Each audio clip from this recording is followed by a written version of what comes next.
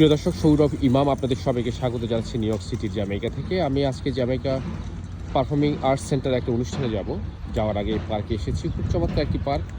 আপনারা দেখতে পাচ্ছেন এখানে চেরি ফুল, খুব চমৎকার চেরি ফুল ফুটেছে। এই সময়টা চেরি ফুল ফুটে। শীত শেষ, প্রচণ্ড শীত শেষে, অসহনীয় শীত শেষে সবাই অপেক্ষা করছে সামারের। বসন্তকাল এখন চলছে, তো এই সময়টা খুবই মানুষ উপভোগ করার চেষ্টা করে। গাছে গাছে পাতা চলে এসছে। শীতের মধ্যে যেমন গাছের পাতা ঝরে যায়, সেটা এখন নেই। এখন গাছে পাতা চলে এসছে, ফুল এসছে।